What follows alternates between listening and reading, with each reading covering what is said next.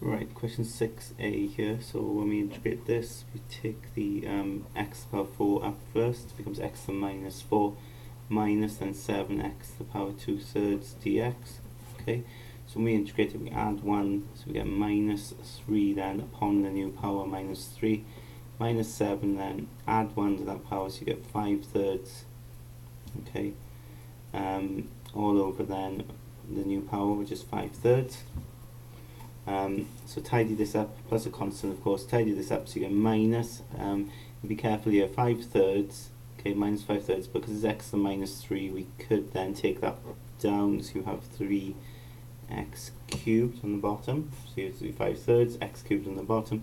Here then take the 3 up, so it multiplies, you get 21, x to the power 5/3, all over 5, plus your constant. Now part B, it's asking for that shaded area there. So what does it say first? The diagram shows the sketch of the curve 9 minus x squared, which intersects the positive x-axis at the point A0. Find the value of A. Okay, the first bit then is find the value of A. Now, of course, what's true here, when the curve intersects the x-axis here, at this point P, of course what's true is we're on the x-axis, that means y is 0, yeah, so we can say that on the x-axis, and at P, of course, in this case here, while on the x-axis y is 0. So if you've got your curve, now where's the curve? 9 minus x squared, so in other words 9 minus x squared will equal 0, okay, which means x squared then will equal 9. And then to get x, use square root, plus or minus, of course, square root. So x will equal plus or minus 3, square root of minus 3. Now, it's either plus or minus, but of course here we're in the positive region, so we take x to be 3. So therefore we can say a will equal 3, okay? So we found the value of a. The tangent to the curve at P intersects the y-axis at the point 0b. Show that b is equal to 18. So we're interested in that point there, okay? And of course we want to show that that point there is when y is equal to 18, okay? X is obviously 0. But first of all, I think you need to recognize that this here is the tangent, okay? So if it's the tangent, we can work out what the gradient is, yeah? So we can work out what the gradient of this particular line is at that particular point as well. So if you take, for instance, then y equals 9 minus x squared, if we work out the gradient, dy dx, okay, so dy dx will equal minus 2x, yeah? Now at that particular point, right, at this particular point here, p, x is equal to 3, isn't it, at that point there? So we can work out what the gradient is at that particular point. So when at P, when x equals 3, dy dx would equal minus 2 times 3, which equals to minus 6. Okay, so in other words, this gives us the gradient, not only the curve, but also of the tangent that's been drawn. Okay, so we've got the gradient, the tangent that's been drawn. We've also got the point 30, okay, so we know that P is 30, so we can get an equation for that tangent, okay, so using the equation formula, okay, we can get the equation of the tangent.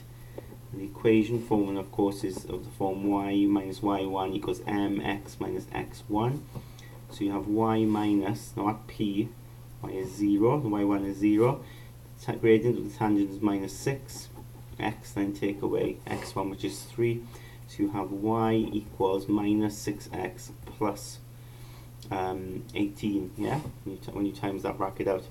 Of course, at the point Q then, okay, so we go back to our diagram, at the point Q, then we know, of course, that x is 0, okay, so we could say, look, at the point Q, and that's on the y-axis, of course, so x will be equal to 0. So you can see from there, when x is 0, therefore y will equal 18. Okay, so therefore our letter B, is that right? The letter B will equal 18.